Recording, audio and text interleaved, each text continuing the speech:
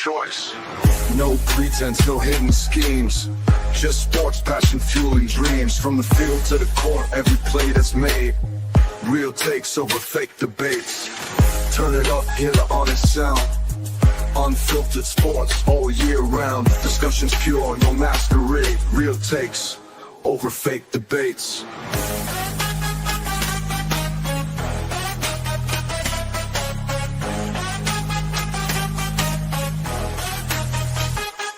Turn it up. Over fake debates. Real takes over fake debates.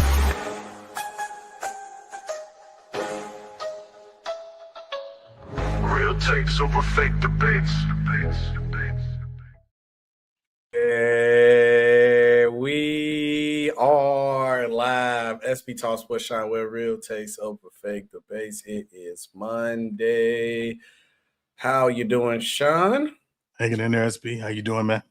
Yeah, the allergies kicking Sean's butt right now. I'm cool, chilling, enjoy the holiday. I hope your holiday was well. I hope everybody who's watching holiday was well. Shout out Tiff is in the chat. Salute. Yeah, your Ravens do got life right now, Tiff. Yeah, King style, I left the banner up. So yeah, you got a sneak peek of a segment that we finna talk about. I'm mad. I'm looking on another screen and I see you. And I looked at the comments and say, oh, wait a minute. How do you know that? But as salute. We got a lot of things to talk about, guys. So make sure you guys like, make sure you guys share, make sure you guys subscribe.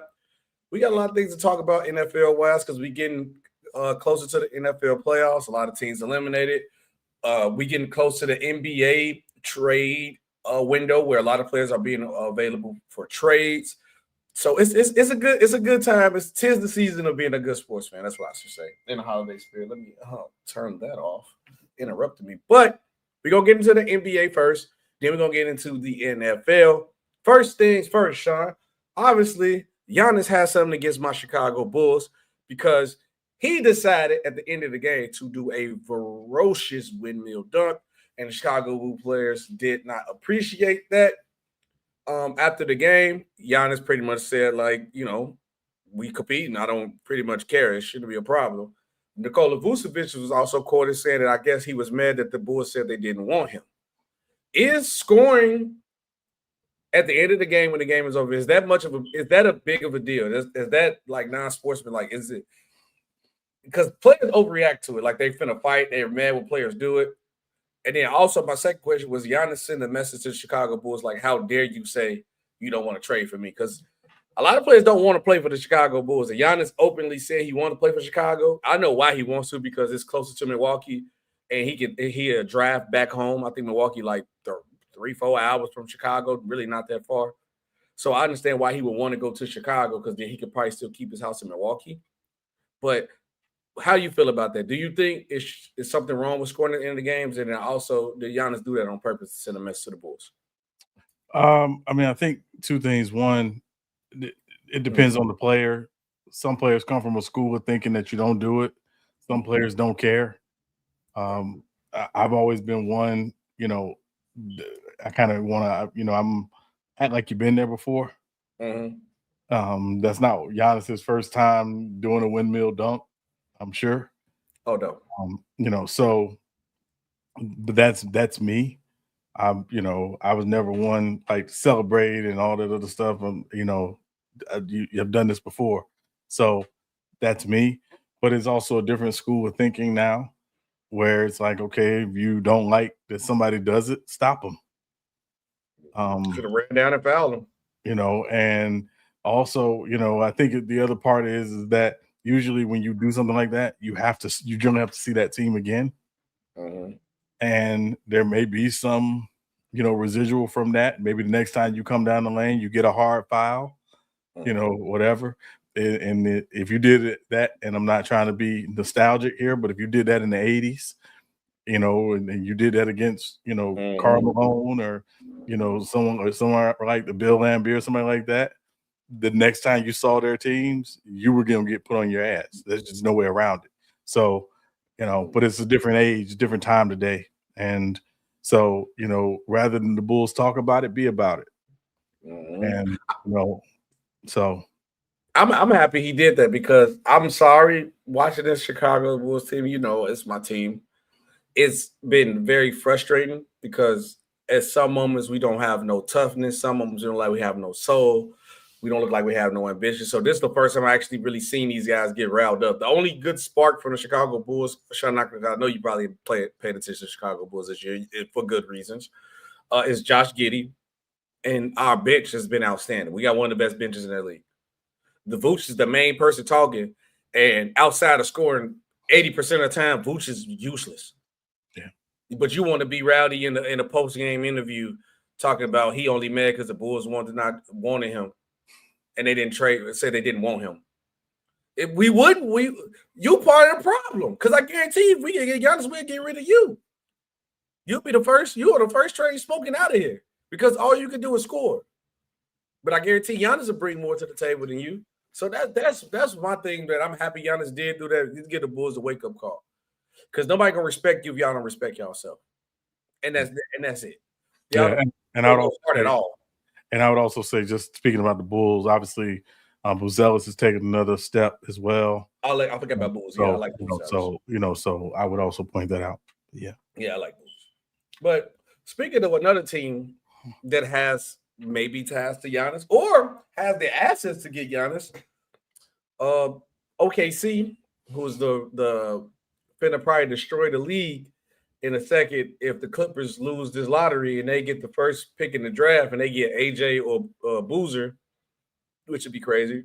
But excuse me, OKC might have a kryptonite, and it's the San Antonio Spurs.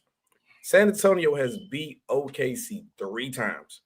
Now, I can't 100% say the Spurs are better than OKC, but you beat the team 3 times. That's telling me something. And also, I don't want like Spurs fans, if anybody from the Spurs, don't get overhyped. Because I remember a year, Sean, you should know this vividly. Mm-hmm. We swept the Miami Heat in the regular season at Chicago Bulls. Sean, what happened in the playoffs? 4-1. It was ugly. So regular season ain't everything. But with that being said, does lose to the Spurs 3 times in a row cause concern and maybe should OKC maybe get into the Giannis pool? Or should you just thug it out this year? I mean, you're the defending champs. I think there are a couple things to consider. Number one, the matchup is really leans toward the Spurs. But in particular, they have really a 4-5 guard rotation when you really think about it, of guys that they can really throw in, that can switch very well. And so I think that's the one thing. And obviously the X factor is as good as Chet, as decent as Holmgren are, they're not Wemby. And so, if I'm Oklahoma City, I'm not Sam Presti's way is not to be reactive. They're not reactive at all. I think the 2 things, if I'm OKC, I'm looking at number one, they don't turn the Spurs over. They are generally a team that forces a lot of turnovers against team, which allows them to get out, which is what makes them, more dangerous, obviously. And then the second thing is, to me, San Antonio, because they're not turning the ball over, they're able to really kind of control the pace, really well, in these 3 matchups. I really hope we get to see these teams in the playoffs matchup. I hope so too. I think the NBA, not that the NBA should get involved, but if the NBA wants to fix something, fix it. So those 2 teams have to match up in the playoffs, in a playoff series this year, and not just this year, for years to come, because that I think that's the future right there. Yeah. Right, the future's right before us. Obviously, don't want to disrespect Denver or Houston, who I think both could come out of the West well, albeit, we'll see. But, OKC should not panic. The idea of coaching is figure out why they have an advantage against us and figure out how to counter that. And that's the back and forth of coaching. One of the back and forth of coaching is figure it out. Notice, when they've lost, their coach has not gotten on camera, crying and complaining and throwing his team under the bus. So like a certain coach with purple and gold. So at the end of the day, I think the job is when you match up with them again, figure out what the matchup is and how to take advantage of something that the Spurs may not necessarily do well. But I will say the Spurs, just with their depth, with their switchability, they're just a tough matchup. And again, the big thing to me, OKC's not been able to turn them over in these 3 games, and that's been the difference. Okay, Sean, I'm glad. Another thing you said too was that things the NBA need to look into. I think they need to change that award for how many games you play to get an award type stuff. Because I know why the owners like it, because the owners don't have to pay that. Because when you get certain awards, the owners got to pay you more money. I think that rule needs to change, because I think Wemby already missed too many games already now to possibly get, or he got to play the rest of the season out. Because I think it's 65 games. 65 games. Yeah, I would have to look. I think he was close. I think he's only a few games away. But, just because then what if you want to rest your guys for the? I think they need to change that rule. But for me, I think though, OKC shouldn't overreact, make a move. You're perfectly fine, and you still got players that's supposed to be on this roster, and he that's not even touched the team yet. The Jokic kid. I think I said his last name right, because I know he's dealing with the cancer battle. He's back on the court. You finna get a top pick of the draft. So you literally got everything you need. And I just think had a mindset of like the Miami Heat had, the Bulls swept them that season, didn't make a difference in the playoffs. Because it's different playing in the regular season than in the playoffs. And the Spurs don't have that. The Spurs don't have that experience yet.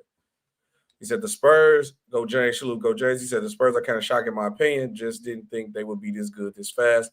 The young guys, Wemby plus the addition of Fox probably have put them over. Yeah, the crazy part about this though, go James, is when Harper and Castle get it and lock in, they're gonna be able to trade De'Aaron Fox and add some. Because De'Aaron Fox is not their long-term asset point guard. I don't care what nobody say. I'm already seeing Harper and Castle as the guy over Fox, Sean.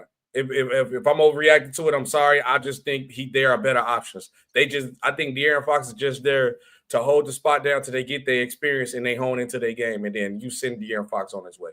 And can I say something real quick just to add to that? Just to add to a piece of that?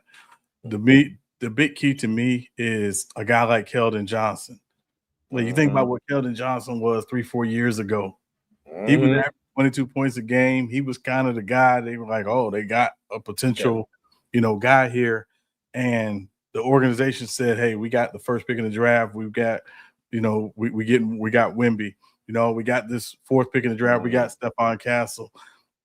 Have you heard him complain about his role or the fact that they've gone away from him and they asking him to come off the bench, which he helps really buoy their bench quite a bit. So to me, I think the big issue and the big thing for them is that those guys all buy in. And they got a young coach who, got great experience under Pop, got great experience last year when he had to fill in for Pop when Pop was out, obviously, after, having the stroke. And so they're a team, they're not going anywhere anytime soon. And they still have more assets to continue to build and fill out their team. I just think they got a really good balance of vet and young guys. Yes. And again, in a playoff series, this particular group has not been through the playoffs yet. So obviously I would probably give a team like Denver or Houston, obviously Oklahoma City, the advantage there. But the Spurs are not going anywhere anytime soon. And as long as they're healthy, and again, the key with them is health and particularly the health of Wemby, they're going to be a problem. Kingstown said, think about it. This resting screws over averages. The Bulls used to attempt to blow teams out so they can rest in the second half. Now players take off game to preserve their average. Yeah. But I also think Kingstown that the only problem that dudes come from this, when you do try to blow people out and never play, when the playoffs come, you're not going to be used to playing in tight games because you're so used to blowing people out. And that sometimes do come back to bite you. I think it did with the Warriors too. That 1 year, I think the 73-9 year, that's because you see they almost lost 2 times in the series. He said Fast Castle is really good. Harper is also special. He said, what do you think about Wemby off the bench thing? It won't for me. It won't last for long. It's just a minute restriction thing. Just bring him along. So for me, but it won't last long. And they started the other night. So I think it was just literally just them trying to, manage him coming back, from the injury. That's all. That's all I think too. Now, Sean, we got some trade deadline madness. Honestly, Sean, I think this year is going to be one of the wildest trade deadlines because I don't know why I went off the story. It did not pop up. I can look at my phone because you sent it to me. But long story short, the Hawks are just literally openly saying they're getting rid of Trae Young. It says the report is from Tim McMahon. All signs point to Atlanta moving on from Trae Young ahead of February 5th trade deadline, with the team indicating that they're looking for an exit ramp from the Hawks point guard. To say I want to get an exit ramp from you, that's dead. They say they're really trying to get rid of you. I think the Hawks kind of got lucky with Double J. Was it Jalen Johnson? Then they got like a replacement guy. They got lucky because remember that guy. He was what team was he on before then? But I know he wasn't in the rotation. Let me see, Jalen Johnson. He wasn't in the rotation on the other team, and so he came to the Hawks and like got lucky. Well, no, you're talking about Dyson Daniels. That's Dyson Daniels. No, Jalen Johnson was drafted by the Hawks. He was drafted. Okay, I'm thinking of another player. Yeah, you are right. He was drafted by the Hawks, but Dyson Daniels was the other guy. But yes, they got lucky with this kid that he's actually honed into a star where you can actually build around, pretty much almost averaging a triple-double. So with that being said, with Trae Young on the trade block and they pretty much getting rid of him, let's play a game, Sean, called Likely to Be Traded. I got a list of players who are on the hot seat of being traded or it's been rumored or they got something going on with their team. Let's talk about it. If you got a destination for them, you can't say. If you don't, it don't matter. It's cool. Likely to be traded, since we already talked about the guy. Trae Young. Very, very likely to be traded. I would think the team that would probably be making the biggest push to get him would be Milwaukee.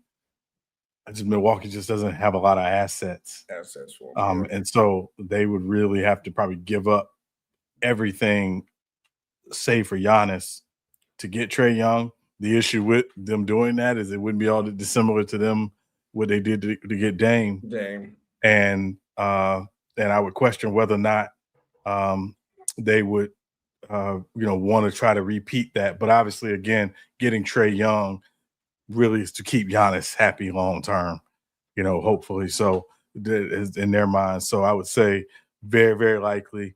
And I would say Milwaukee would be the first team I would think about.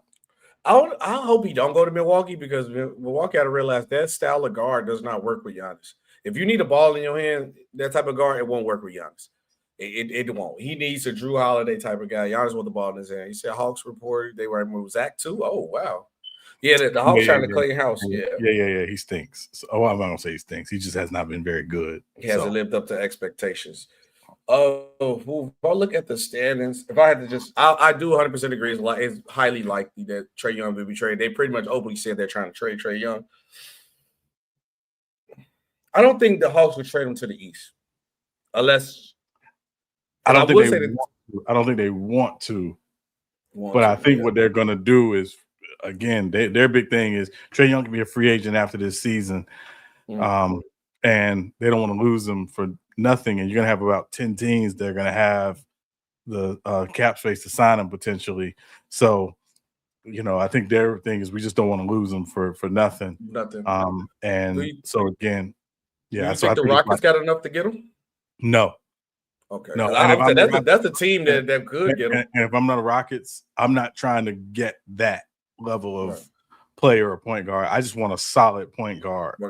Not necessarily trying to get trade, because again, if you're trading for Trae Young, it means salary wise you're gonna have to move Jabari Smith, or you know what I mean. And I don't think they want to do that at all. I think they like their core as it is. If they can get a cheaper point guard or a less expensive point guard until they get Van Vliet back, that's what they'll try to do. All right. My second one suggestion, but I don't know if Anthony Davis would be happy going there, but. What about the Mavericks? Again, I think it would require Kyrie to be a part of that deal. Okay. Just to make the money work. And if in Atlanta, to me, that's a lateral if you're Atlanta. Pretty much on the same thing, yeah. Pretty much on the same thing. And I think they really want to go ahead and go younger, which is part of why they're doing it. And so maybe there's a 3-team deal where they could, send Trae Young to Dallas, and Dallas could send Kyrie elsewhere. And then Kyrie, their third team will send assets to Atlanta. But yeah, maybe. Now, this team has not been living up to expectations, and I always said I didn't really like the backcourt between him and Donovan Mitchell. Likely to be traded, Darius Garland. I'm going to say not likely. I think they want to see this team in a playoff series healthy before they make that move. Now, again, I think if they fall short this year in the playoffs, meaning they don't AFC right now, Sean. They're AFC right now, but again, it's December. The A seed in December means nothing, just as much as the second seed in December means nothing. We've seen teams, drop and move up and down, over the last few months of the season. Their big thing is they just want to get in the dance. They feel like, I think if they're healthy, they match up well with a lot of teams. Yeah, their big problem is they always have somebody hurt during the playoffs. So I think if they fall short in the playoffs again, and meaning if they don't at least get to the conference finals, I think then, they'll look at making a move in the offseason. But, he's a homegrown talent. When he's been on the floor, I don't know if you watched the game on Christmas Day, to me, the big thing with them is, can they figure out a way to better stagger the minutes with him and Donovan Mitchell?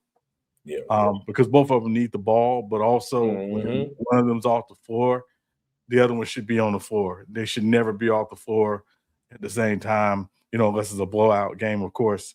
But, I'm not trading him at all. Not during the season. Now, during the off season, again, different conversation, but I'm not trading him during the season. Yeah. I'm gonna have to agree with not likely to be traded, because Go Jay hit right on the head.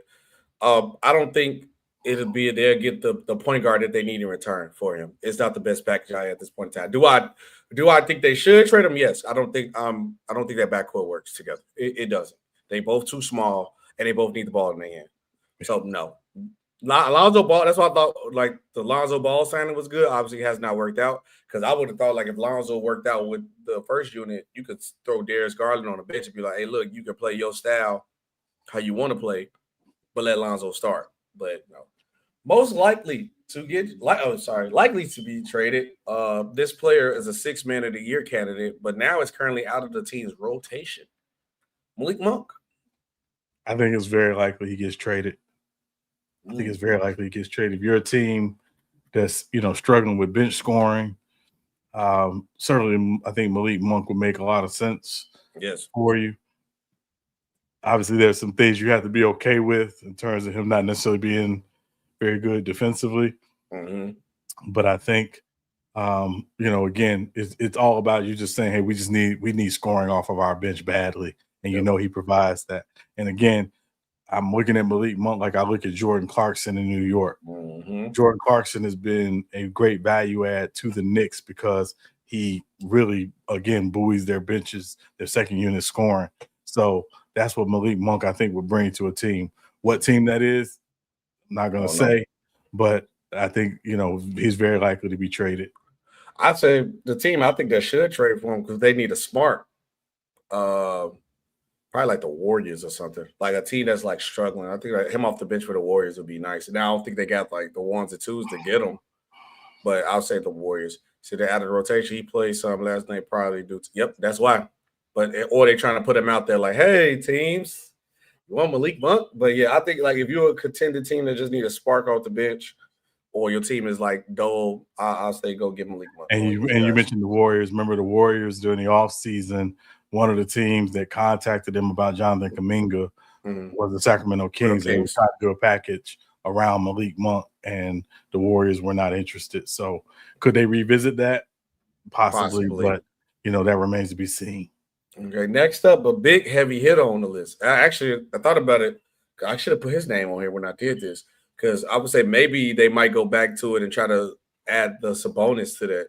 And maybe Sabonis, Malik Monk, I don't know how they're going to put it all together, but they might try to do something like that. Because I think the Warriors, what's crazy about the Warriors is that they don't show no value to Jonathan Kuminga until it's time to talk with trades. When it's time to trade him, he the best thing smoking. But they don't do nothing with him when he's on the court. They don't even try to play it off at all. Like Steve Kerr, run some sets for him. Y'all already in the middle of the pack anyway. Try to get Jonathan Kuminga get 20 points in a game, 20 times in a, you know what I'm saying, 10 games or 20 points or something. Put him out there. Next up, likely to be traded, Anthony Davis. I think it's very likely. Okay. You think their experiment is over? I think it's very likely. Yeah, I just think that again, him getting hurt yet again on Christmas Day was just kind of like the same old thing. It's like you knew it. Yeah, it's like again, like, are we surprised? Now, again, this one's not very serious, but I do think they are very much interested in moving him. Now, they seem to want a combination of young players, picks, and expiring contracts. I don't think they're going to get all three in an Anthony Davis trade. No. I think they'll get 2 out of 3. But I don't think they're going to get all 3 out of an Anthony Davis trade because, again, the team that acquires Anthony Davis is going to have to talk about an extension with him during the offseason. And you're talking about an extension that could go into the upwards of $70 million a season in that last season. So if I'm a team and I'm acquiring Anthony Davis and I'm knowing that's going to have to be part of the conversation, I'm not giving you everything you want for Anthony Davis. So I do think there, a couple teams out there that will obviously kick the tires, but I think it's likely just because the Mavs, I think, want to move on. And Sean, you put it right on the head right there. You said the 2 reasons why he's not going to get traded. It's not like he's going to get traded. 1, because of the injury-prone history. 2, you got to give him an extension. A lot of people probably don't want to pay Anthony Davis to give him an extension, and he's injury-prone. And the third reason why is you traded Luka Doncic for him. So now you got to try your best to get whatever you get, the best trade you can get. And I don't think the Mavericks want to deal with that fire of what you get in return, because now it's going to be like we traded Luka for this person or something like that. Because Anthony Davis value at all-time low. So I don't think he's going to get traded because of that. Well, you mentioned the fire. The good thing right now is the Mavs have the hose to take care of it, and the hose is named Cooper Flag. Luckily, he gave them Cooper Flag. So any trade they make for Anthony Davis, I think mostly reasonably understand they're just trying to go ahead and reset and retool around Cooper Flag. Again, I think Klay Thompson is going to be likely, moving as well. Free Klay. So Kyrie, I don't think they're going to touch Kyrie. I think they do want Kyrie to be there with Cooper, but I do believe that if they can move AD before the trade deadline, they absolutely will. Next up, likely to be traded, Giannis this season. Giannis Antetokounmpo. Not being traded this season. Not getting traded this season. Yeah, I could say I have to agree. We could keep this simple math. No, I don't think he's getting traded this season because the package you got to put together for Giannis, it's going to take an off season to do that. I think Giannis is going to thug out this season because Milwaukee don't want to trade Giannis at all. Right. At all. Last but not least on the list, his coach has been talking crazy in the media. He didn't actually name drop this player, which I was shocked to do that. Somebody help you get a job. You become supervisor, you can call your boy out. It's crazy. Likely to be traded. Will LeBron drop his no trade clause? It's because the Lakers want to move LeBron. They just can't move him. Likely to be traded. LeBron James. Not likely to be traded. Yeah, I don't think he's dropping his no trade clause. And go ahead. And it's because of one name and one name only. Rich Paul. Rich Paul, yep. Not happening. I don't think LeBron gonna drop his no trade clause. What I do think is gonna happen though is a team is struggling, as we just talked about earlier. He'll fill a void very nice for that team, and he's gonna retire with that team next year and possibly have them contending. It would have been better to do it this season because the East is actually wide open, but the East gonna be back jam packed. I think LeBron James is gonna go to Cleveland, for a very team-friendly deal. A swan song. A swan song and thug it out and try to go for one more push in Cleveland. Because he's not leaving. He don't want to leave LA. Because you know why he don't want to leave LA, Sean? That's why I know he's not gonna ask for trade because Savannah ain't going. They're only in LA because Savannah want to be there. But for that one last hurrah, you'd be like, yeah, I'm gonna go back to the crib. She'll probably let him go back to the crib. Yeah, and if you're the Cavs, you're not trading for LeBron James. So you can just sign him next season. You just wait until he's a free agent and sign him and add him to your core and say, okay, listen, for this season, we're pushing all our chips in with this core. And, I've been on the 23 for 23. Part of me hopes this is LeBron's last season, just because, I don't want to see him not be decent. But, if at the end of the day, we'll see what happens. Reed Dion said, if a player drops his no trade clause, that will hurt players in the future. No, it won't. It's just, that's your right. That's what it comes with the trade clause. If you're ready to go, hey, they trade me. And then you actually, when you with the no trade clause, you get to pick where you go. It's not like he is like LeBron say, I'm dropping my no trade clause. They can just go send him to Memphis. No, LeBron can say, hey, I only will drop my no trade clause if you trade me to New York or Cleveland. Yeah, so no, it wouldn't hurt. That's the whole point of the no trade clause. Yeah, and it's collectively bargained, for there to be for players at that level, 10 years, 5 years with the same team to have, no trade clause be a part of the negotiation for their deals. So it's not going to hurt the players at all. Yes, I don't think LeBron don't want to leave LA. He got too much business going on out there. He said, well, Bronny will be on the Cavs and then he going to retire when his dad retires. Same storybook ending. Like you said, the swan song. But no, I do not see LeBron James getting traded. He's not dropping his no trade clause. But if he didn't have, I'm telling y'all right now, if LeBron James did not have a no trade clause, the Lakers would have been trying to move him. It would have been really hot conversation because the Lakers want to get rid of him. Now, Sean, we got to get into some NFL. Make sure you guys like, make sure you guys share, make sure you guys subscribe. He said it was crazy, Bradley Beal. Hey, look, it's about location and places. Hey, Bradley Beal with the Wizards, he was that deal. Yeah, he was there. He was there 10 years. That was a part of the deal that he could sign. That's your power. Listen, for as much money as Bradley Beal has made, the most powerful thing he did, and many players do at that level, is get a no trade clause. Yep. If you can get a no trade clause, I swear you should get it every time. If you get a no trade clause. Now, we gotta get into some NFL. We getting close to the end of the season. One more week. And one thing that I do love that the NFL did get right was putting the divisional games at the end of the season. Because now we have 2 games, week 18, that will defy if you get in the playoffs and win your division. So I want to know who you got winning and who got a better chance in the playoffs. First up on the list, better chance in the playoffs and will win week 18. Because the Steelers sold their last game. We know why they sold their last game, because they were so thirsty against Myles Garrett. Now your foot is going to be in the fire. Better chance at the playoffs, the Steelers or the Ravens, and then who you got winning. And Lamar Jackson is questionable for this game, but I think he's going to play. Better chance at the playoffs, the Ravens. Okay. Better chance at the playoffs, the Ravens, because they have one thing on the offensive side of the ball they can lean on, and that's number 22. And if you can run the ball in the playoffs, you can win playoff games. Because 1, obviously, you're controlling time possession. And 2, you're keeping your defense, fresh on the sidelines because you're controlling time possession. So when they are in the game, they're able to, wreak a little havoc. So I'm saying better chance in the playoffs is the Ravens because of 22. Well, and I think Tiff watched the show. She is a big Ravens girl. I think she could attest to this, Sean. And I'll tell me if I'm wrong for feeling this way.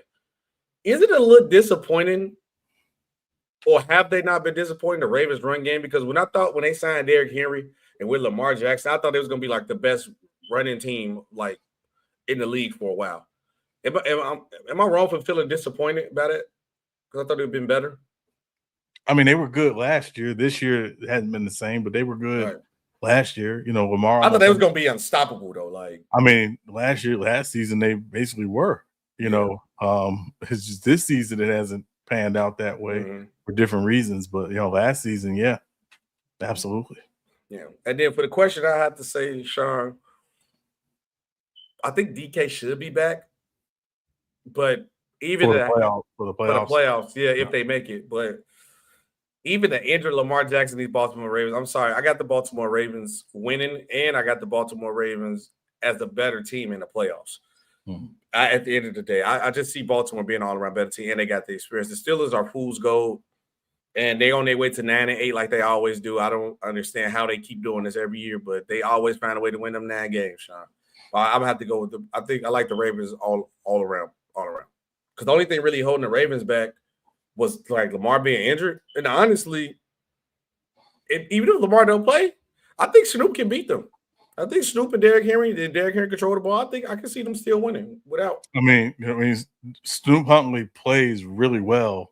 Yes. Like, it's not that he can't play. He's actually, in many ways, I think he's the perfect backup for Lamar Jackson because he can do some of the things, not everything that Lamar can do, but some of the things that Lamar can do. The only thing he doesn't do that Lamar does, he doesn't push the ball down the field the way Lamar can. But he can run your offense. He's accurate. He can move when he needs to. He's not going to make critical mistakes. They can win games with Snoop Huntley. Absolutely. T.Y., I didn't duck your call, man. I was watching football. I didn't duck your call. I told him his Eagles was going to lose and just to mess with him, and then they ended up winning, so he blew my phone up. Better chance in the playoffs. Another division on the line next week. The Panthers or the Buccaneers, and who will win? Carolina Panthers. Carolina Panthers. Y'all know I've been high on the Buccaneers, and I'm behind on Big Baker. I got the Panthers winning. And the better question is this week 18 game in Carolina? This in Tampa. Ooh, that might make a difference. It might, but if you watch the Bucs the last 2 months, it has not. Not look good. It hasn't mattered. No, it hasn't. But for me, I have to pick the Panthers, and I also think the Panthers have a better chance in the playoffs because no matter that they got a lower record, they are division winners. Division winners automatically get a home spot. Also, Sean, quick question. Do you think they need to change the rule on that, or should it keep it as division winners? Or should it go by record? I think in my opinion, I think it should go by record, but I think the division winner should be guaranteed a playoff spot. But I think it should go by record. All right, I got the Panthers. I think the Panthers are dangerous at home. And if the Panthers was just saying how the playoffs are set today, if the Panthers was to make the playoffs, they would have to play the 49ers at home. And I wouldn't be shocked if they beat the 49ers. I wouldn't be shocked at all. Now, sir, we got to look at the opposite side. We got the disappointment side, To be clear, they had to play as of today, but the 49ers Seahawks game could determine the number 1 seed in the NFC. So, because since the Bears lost, so that game will basically tell you who's going to be the number 1 seed in the NFC. Seahawks better not steal that number 1 seed because playing in Seattle was going to be tough for anybody. I think that I told you before, Sean, if the Seahawks get the number 1 seed, they'll be the most dangerous team in the playoffs because it's hard to win in Seattle. Now, let's look at the opposite side because we got teams that are already eliminated. Bigger disappointment, the Chiefs not making the playoffs or the Colts choking away their season. The Colts. Okay. Injuries did play a part in it, to be fair. They did, but they started out 7-1. If it's the season 1-7, it's crazy. And they said Sauce Gardner went to the Colts 1-7, and then go to the Colts and finish the season 1-7. It's crazy. He might be bad luck. They should just kept it alone, man. Sauce is bad luck, boy. Change his name from sauce to mayonnaise because it's not good. Because it's not good. Worcester sauce, Washington sauce. Like one of them type of sauces. But no, I think it's the Colts easily. Obviously, the injuries played a factor and not going to take away from the injuries. But obviously, Daniel Jones wasn't playing well before he got hurt. He started to play like Daniel Jones. And so they were losing some games that they probably should have won. But at the end of the day, it's the Colts. I think the Chiefs are the Warriors. All the late postseason runs over the last several years just caught up to them. And this is their year that they got to reset and recalibrate. the Colts easily by far the bigger disappointment. Hey, go, Jay. This is part of the segment that we do show like a real takeover reaction. He asks if Bryce wins it all this season, which he ain't. But he has been playing well. The Panthers is the one team I probably say y'all won't. But I mean, it's open. Anything can happen. It's open. He said, "Is he over Cam Newton all time as a Panther?" Age to the no. You got to do more. I'm sorry, I don't understand. Like Cam Newton, Pete Cam Newton was different. You got to do a little bit more. A ring, or just winning one ring ain't gonna put you over Cam Newton. But it'll make it a conversation, but I would say no. What about you, Sean? I'd say no. I mean, Cam was an MVP. And we know what all-time Cam Newton was in Carolina. Like Bryce got to put in some more work before we can have that conversation. That's like if we saying like, is Josh Giddey over Derrick Rose all time if he won a championship? They're like Josh Giddey ain't really do too much. He just won a championship. But Pete Cam was different.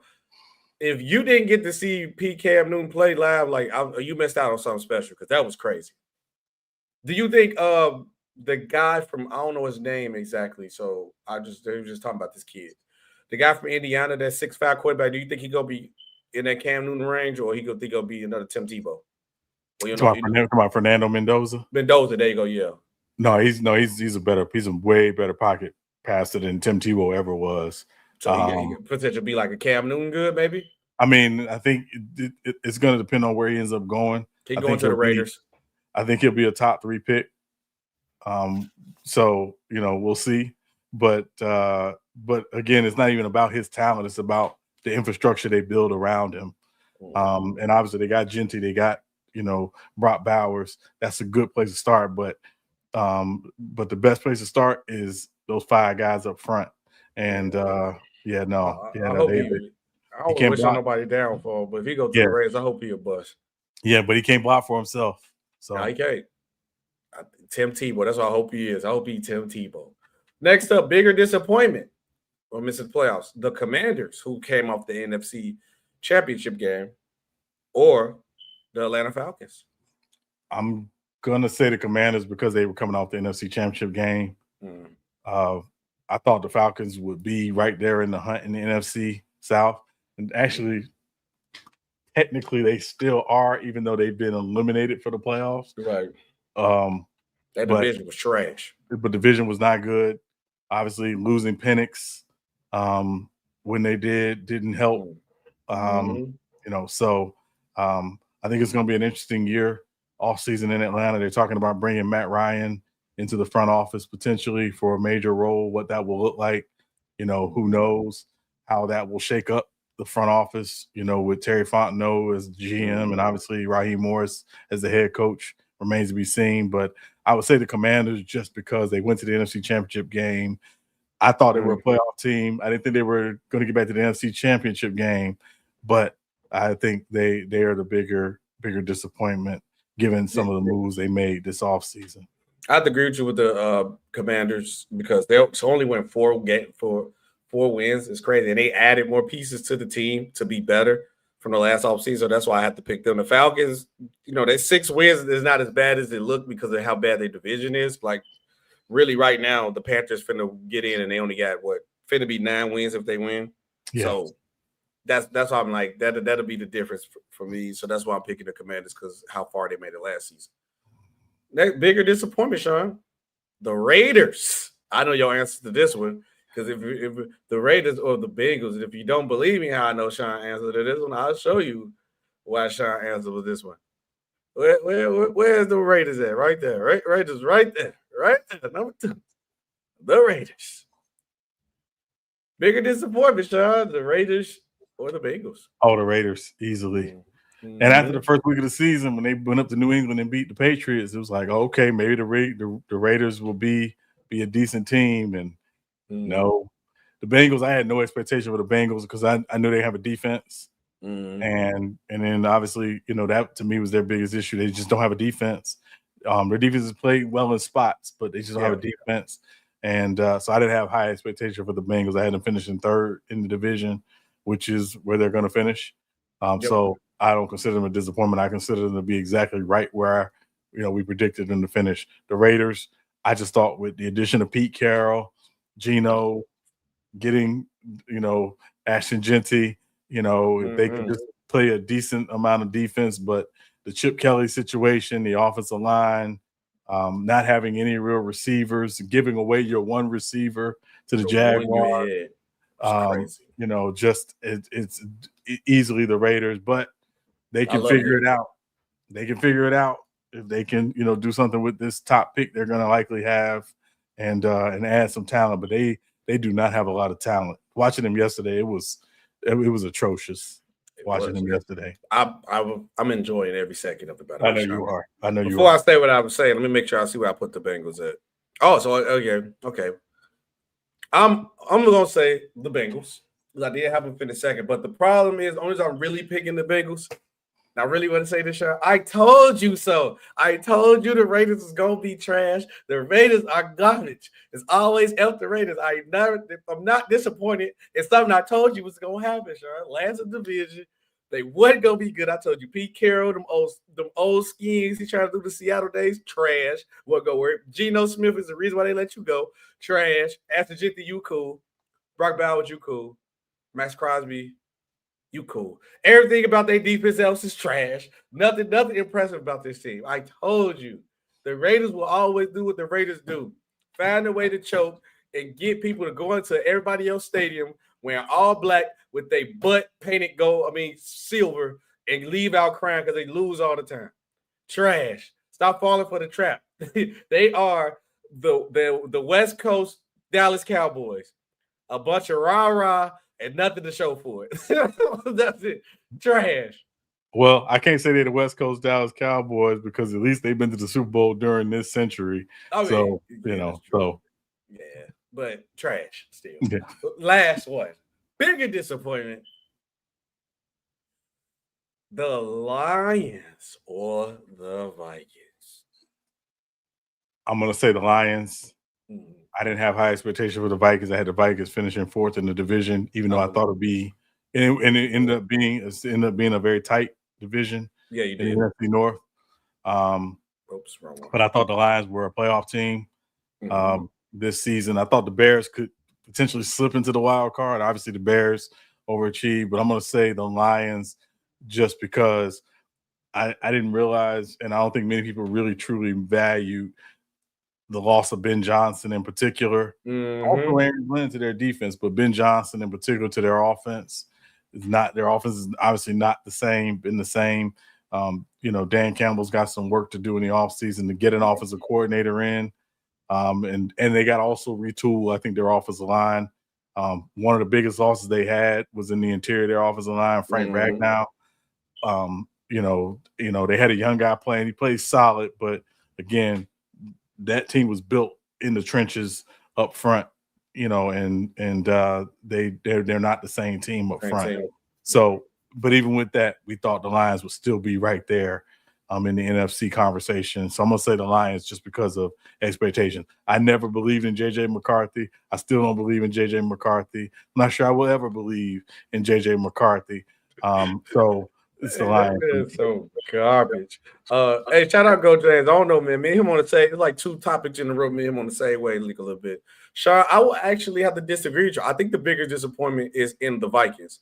With the Lions, I knew they was going to take a step back. You lose your offensive and defensive coordinator.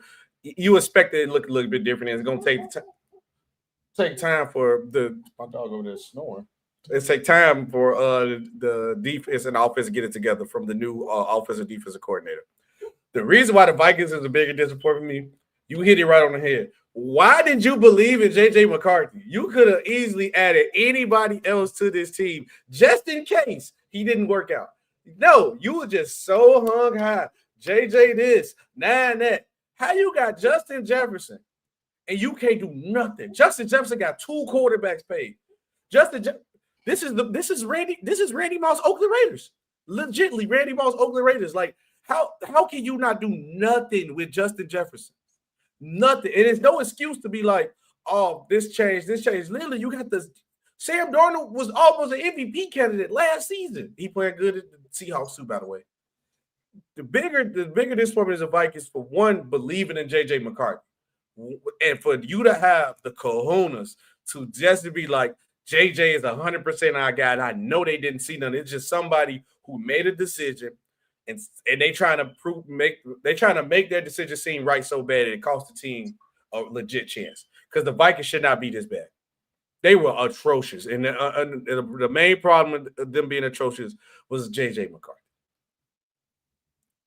Injury bug, Sean. I don't really, besides what's a big injury coming into week 18? I think everybody's already pretty much good.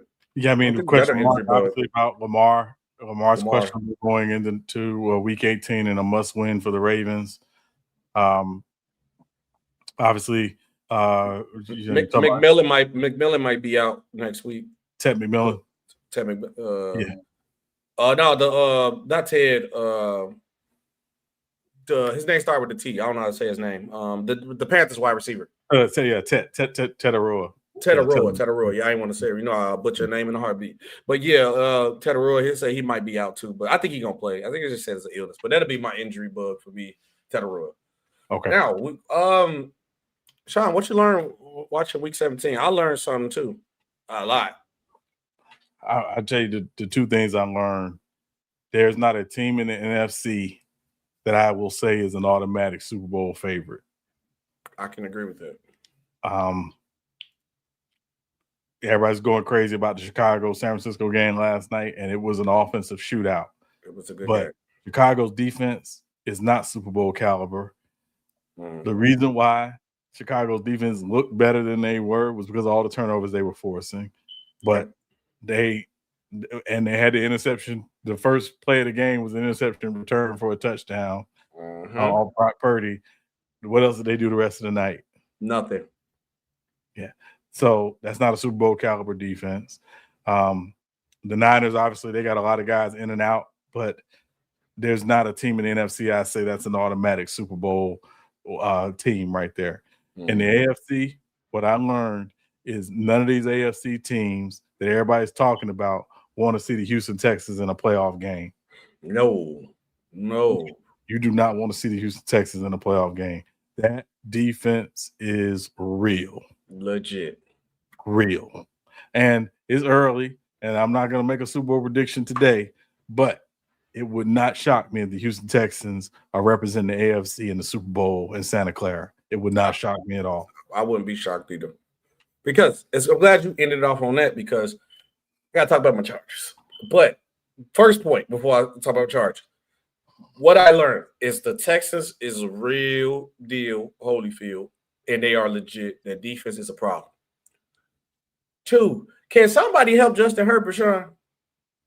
It's just like this man is legitimately just out there but like it's like he do everything to put us in position to win. If honestly the Chargers had a better record, I think he would get the MVP for whatever he's dealing with over there. We lost this game, Sean, by 4 points, right?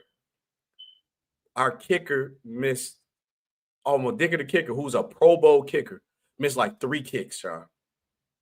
I couldn't believe it. Like, bro, we literally lost the game for that. Justin Herbert did everything he could against that Texas defense. And we looked at bad. And I'm gonna be honest. I don't really believe in my Chargers. I don't. Justin Herbert gonna have to put up Cam Newton Superman numbers for us to win. If he don't do that, we losing. And it creates my bad. We still might lose because he did everything he could. We lost the game because of the kicker. Oh my gosh, I had a headache watching that game. What else did I learn?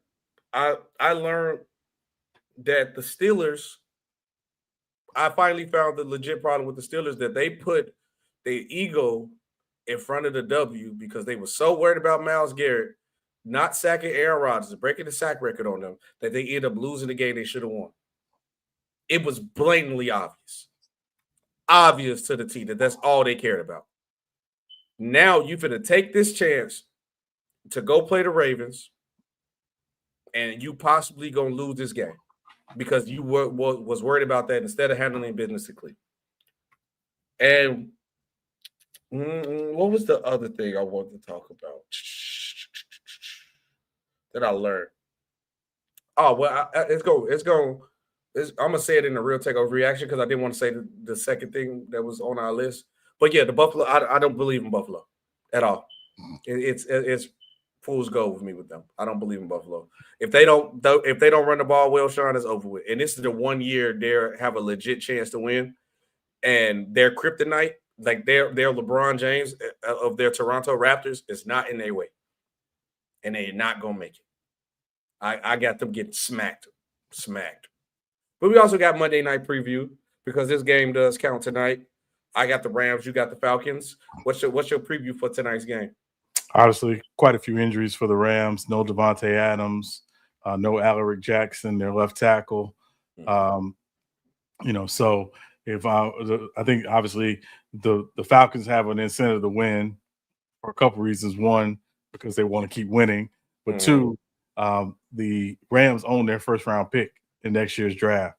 So they want to win, obviously, to make sure that pick is as low as possible before the Saints come into town on Sunday. So I think the Falcons are going to be fired up, obviously, to play on Monday Night Football.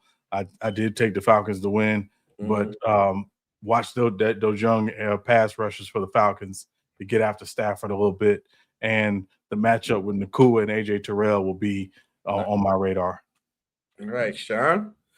I got the Rams winning. I just think that this is a must win for them. So I see them. They could possibly make it happen. But yeah, we're gonna see tonight though. But I think the Rams should come in and take the Falcons lightly because they out the playoffs. Sometimes this team's favorite thing to do, you'll think like, yeah, they out the playoffs. They ain't gonna want to come play. No, they'll come play and upset you. That's team's favorite thing to do. Now, Sean, real take or overreaction? It's time for everybody's favorite segment of the show. I talked about this team a second ago. I said I don't believe in them, and I'm gonna show you how much I don't believe in them. Real take or overreaction, and how the playoffs is set. I think they are locked. I think are the Bills locked at the 7th seed? The Packers are locked as the 7th seed. The Bills are not. Okay, so they can move up depending on how the losses go, but either one, Sean. Because if they are the 7th seed, they'll play the Patriots. If they are the 6th seed, they might play the Jaguars. And either way it goes, Sean, I still feel the same way. Real take or overreaction. The Buffalo Bills will lose in the first round. Real take. Real take. Why you agree with that? I don't think they scare you. Defensively, they played pretty well yesterday defensively, albeit the weather and things like that. I thought they did a decent job defensively in the second half. The Eagles play call, it also had something to do with that, but that's a different conversation. I don't think they scare you. When I look at that Bills team, there are 2 tight ends. Obviously, James Cook is the engine of that offense. Where most people like to talk about Josh Allen. James Cook is the engine of that offense, and their slot receiver. They just don't really scare you outside. I know Brandon Cooks had 100 yards yesterday because Brandon Cooks is going to have at least 100-yard game for any team he plays for.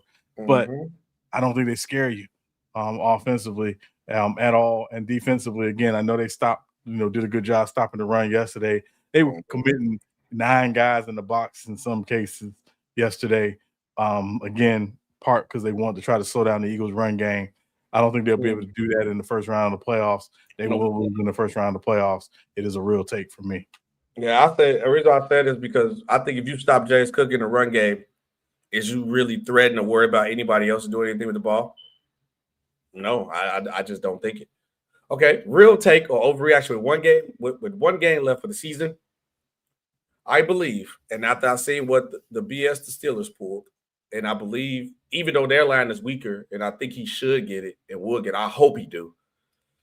But, Sean, sad to say, real take overreaction. Myles Garrett won't break the sack record.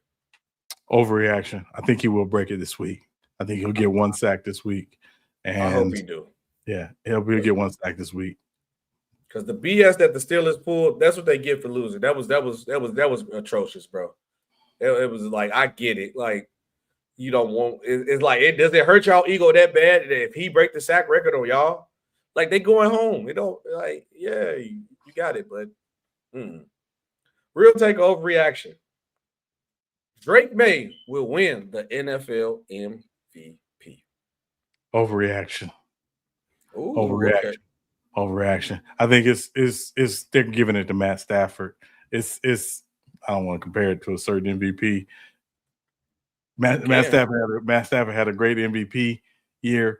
and an MVP worthy year. However, this to me is we appreciate you MVP, and maybe you should have won it, a couple years, previously in your career, but now you're so late in your career. We want to go ahead and say thank you for everything you've done. So this will be the Matt Stafford thank you MVP. This would be his first MVP? Yes. Okay, damn. I thought Matt Stafford had one. That's crazy. Let me see. He had 65 completion rate, 4,000 yards, 40 touchdowns, 5 interceptions. Drake May, which he definitely snapped at that last game too to throw 5. He definitely threw 5 on it on purpose. He had 71 completion rate, 4,000 yards, 30 touchdowns, and 8 interceptions. I don't know, Sean. To get the Patriots where they at when nobody thought they was gonna be right there. Yeah, I think only way Matthew Stafford get is like that narrative that you said if they do that. Yeah, and also keep in mind Matt Stafford's never even made an All-Pro team. What? No, he's made 3 Pro Bowls, but he's never made an All-Pro team. He only made 1 Pro Bowl in Detroit. Dang. He didn't get him. It must have been that 1 year with the Rams then. He got two Pro Bowls with the Rams, but he's never made an All-Pro team. So he'll make the All-Pro team this year, I would think. I would hope so. Yeah, so this is it's gonna be a lot of, we thank you and stuff like that. Mm-hmm. That's what this really is about. Which is when people question Matt Stafford's, Hall of Fame chances. That's the one thing a lot of people will point to is that he's never made an All-Pro team. Again, he'll make it this year, but he's never made an All-Pro team. Never been an All-Pro. Oh, that's tough. Real take overreaction. The loser of the Ravens versus Steelers game will have a new coach next season.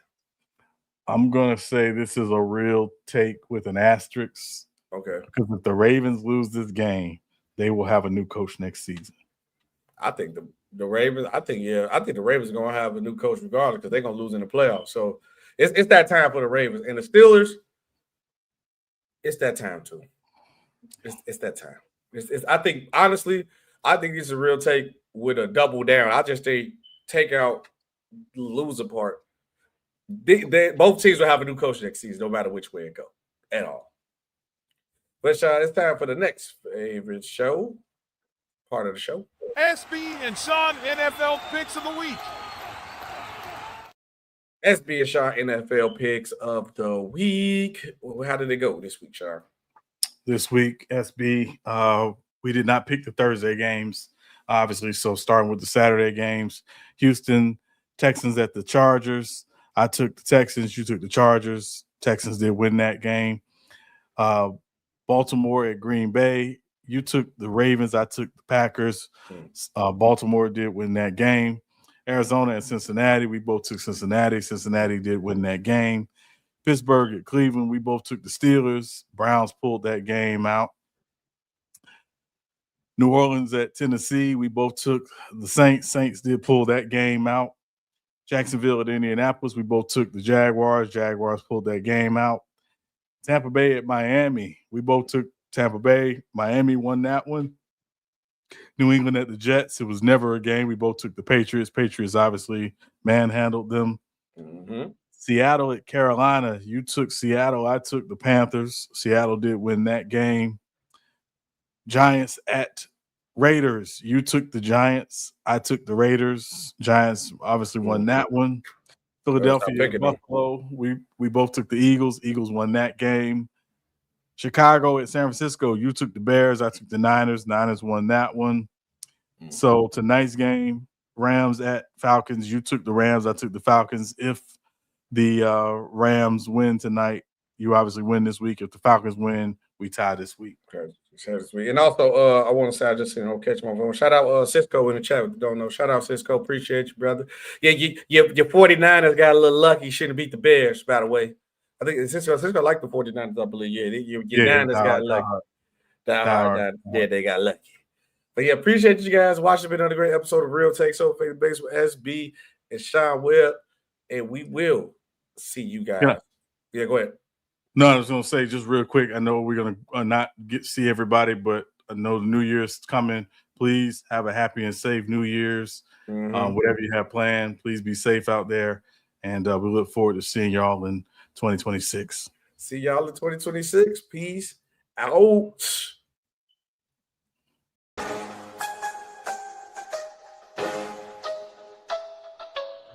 Real takes over fake debates.